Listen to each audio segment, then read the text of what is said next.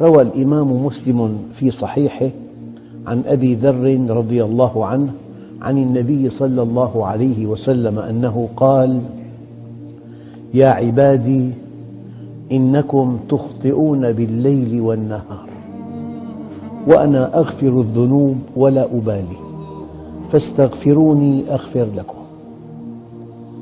وحينما قال الله عز وجل: وما كان الله ليعذبهم وأنت فيهم، أي ما دامت سنة النبي قائمة في حياتنا فنحن في مأمن من عذاب الله.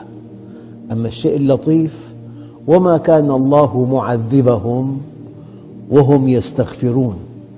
فأنت أيها الأخ الكريم في بحبوحتين: بحبوحة أن تكون مطبقاً لمنهج الله، وبحبوحة أنك إن لم تكن مطبقاً لمنهج الله أن تستغفر. وفي الأثر القدسي: وعزتي وجلالي إن أتاني عبدي ليلاً قبلته، وإن أتاني نهاراً قبلته، وإن تقرب مني شبراً تقربت منه ذراعاً، وإن تقرب مني ذراعاً تقربت منه باعاً، وإن مشى إلي هرولت إليه، إن استغفرني غفرت له، إن استقالني أقلته، إن تاب إلي تبت عليه، من أقبل علي تلقيته من بعيد، ومن أعرض عني ناديته من قريب، ومن ترك لأجلي أعطيته فوق المزيد، ومن تصرف بحولي وقوتي ألنت له الحديد، ومن أراد مرادي أردت ما يريد. أهل ذكري أهل مودتي، أهل شكري أهل زيادتي، أهل معصيتي لا أقنطهم من رحمتي. إن تابوا فأنا حبيبهم، وإن لم يتوبوا فأنا طبيبهم.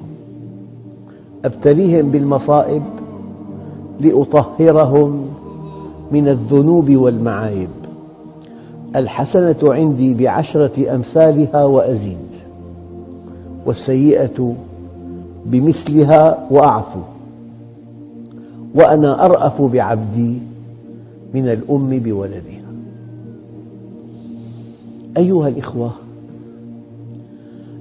أكبر مشكلة تواجه الإنسان أن يكون بعيداً عن الله، غافلاً عن سر وجوده، عن غاية وجوده، غافلاً عن المهمة التي أنيطت به، عن الرسالة التي ينبغي أن يحملها، أن يكون غافلاً عن الدار الآخرة، أن يكون غافلاً عن أنه خلق لجنة عرضها السماوات والأرض، وأن هذه الدنيا جيء به إليها كي يدفع ثمن الجنة، فغفل عن الجنة وانغمس في ملذاتها.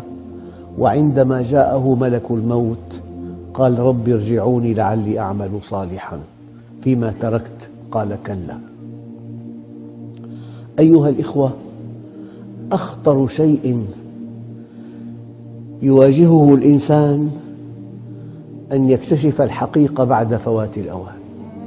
يا ليتني قدمت لحياتي، فيومئذ لا يعذب عذابه أحد ولا يوثق وثاقه أحد.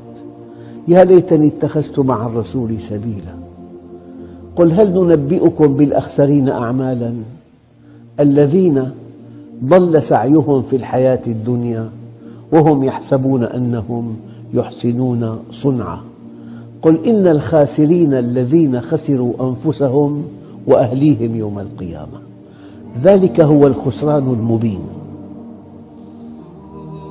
أيها الإخوة، الذي غفل عن الله يتمتع كما تتمتع الأنعام، والنار مثوى لهم.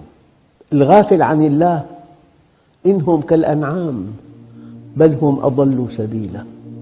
الغافل عن الله كأنهم خشب مسندة. الغافل عن الله عز وجل مثل الذين حملوا التوراة ثم لم يحملوها كمثل الحمار يحمل أسفارا. أيها الإخوة، قال تعالى: وما خلقت الجن والإنس إلا ليعبدون. أدق شيء في موضوع التوبة أنك ينبغي أن تعرف سر وجودك في الدنيا. إن عرفت سر وجودك صح عملك، وإن صح عملك سلمت وسعدت. والسلامة والسعادة مطلب ثابت لكل إنسان على وجه الأرض، السلامة والسعادة.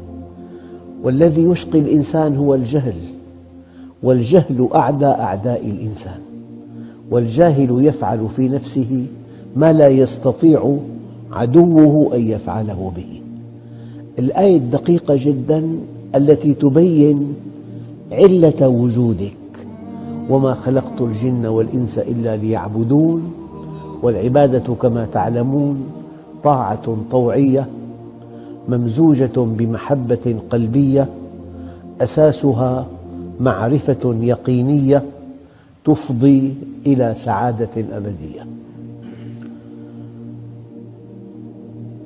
يا عبادي، إني ما خلقتكم لأستأنس بكم من وحشة، ولا لأستكثر بكم من قلة، ولا لأستعين بكم على أمر عجزت عنه، إنما خلقتكم لتعبدوني طويلا وتذكروني كثيرا وتسبحوني بكرة وأصيلا. خلقك له. النبات، الجماد للنبات، والنبات للحيوان، والحيوان للإنسان، وأنت لمن؟ أنت للواحد الديان. أيها الإخوة، حينما تختار الدنيا تلغي إنسانيتك، حينما تختار الدنيا تلغي المهمة التي أنيطت بك. فلذلك أن تعرف سر وجودك وغاية وجودك وعلة وجودك، وأن تعرف أنك مخلوق للجنة، عندئذ تسعى إليها. ابن آدم، خلقت لك ما في السماوات والأرض من أجلك فلا تتعب، وخلقتك من أجلي فلا تلعب. فبحقي عليك لا تتشاغل بما ضمنته لك عما افترضته عليك. إذا رجع العبد العاصي إلى الله نادى مناد في السماوات والأرض أن هنئوا فلانا فقد اصطلح مع الله. أيها الإخوة الكرام، ما من سعادة تغمر قلب الإنسان حينما يدركها كالسعادة التي تغمر قلبه حينما يتوب. والله كأن جبالا أزيحت عن صدره. والتائب من الذنب كمن لا ذنب له، ولو بلغت ذنوبك عنان السماء ثم جئتني تائبا غفرتها لك ولا أبالي. والله يريد أن يتوب عليكم، ويريد الذين يتبعون الشهوات أن تميلوا ميلا عظيما. أيها الإخوة الكرام، هناك نقطة دقيقة تتضح من خلال هذه الآية. قال تعالى: وتوبوا إلى الله جميعا. ماذا تعني كلمة جميعا؟ للتوضيح: لك 50 صديق ومعك هاتف جوال، وال50 صديق ليس معهم هذا الهاتف. ما قيمة هاتفك؟ لا قيمة له. أما حينما يكون مع ال50 صديق هواتف جوالي كما هو معك، تشعر بقيمة هذا الهاتف. أنت بإمكانك أن تتصل مع كل واحد منهم في أي لحظة. نحن ماذا يحصل؟ إذا الإنسان تاب وحده نافذ، ينجو، لكن لا تقطف ثمار هذا الدين. يعني اجلس في مكان جميع النساء محجبات، تعرف ما معنى الحجاب، ما معنى أن الإنسان ينصرف إلى عمله، والطالب إلى دراسته، والتاجر إلى تجارته، والموظف إلى عمله. حينما ينصرف الناس إلى بناء أمتهم ترقى الأمة. أما إذا أشغلناهم بالجنس صباحاً ومساءً وظهراً وعصراً وليلاً، وفي أثناء العمل في جنس، ما الذي يحصل؟ تفسد الحياة.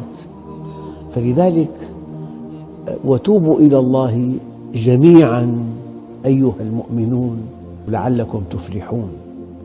أحياناً هناك من يكون في بيئة فيها تفلت شديد ويستقيم وله أجر كبير وينجو عند الله، ولكن لا يقطف المجتمع ثمار التوبة الجماعية. التوبة الجماعية أن الناس صادقون، أن الناس أمناء، أن الناس طيبون، أن الناس منصفون لا يغدرون.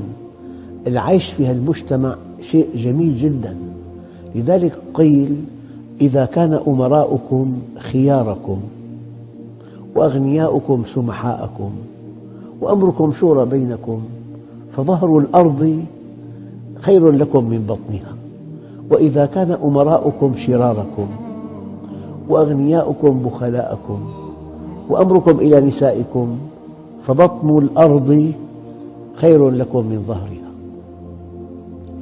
أيها الإخوة، وتوبوا إلى الله جميعاً أمر، وكل أمر في القرآن الكريم يقتضي الوجوب، والمؤمن كثير التوبة.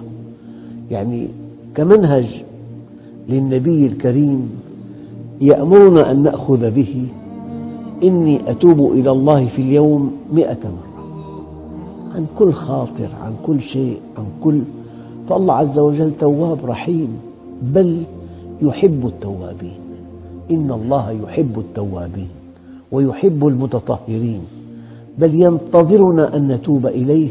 بل إن بعضهم قال: ما أمرنا أن نتوب إليه إلا ليتوب علينا، وما أمرنا أن نستغفره إلا ليغفر لنا، وما أمرنا أن ندعوه إلا ليجيبنا. إن الله يحب التوابين ويحب المتطهرين.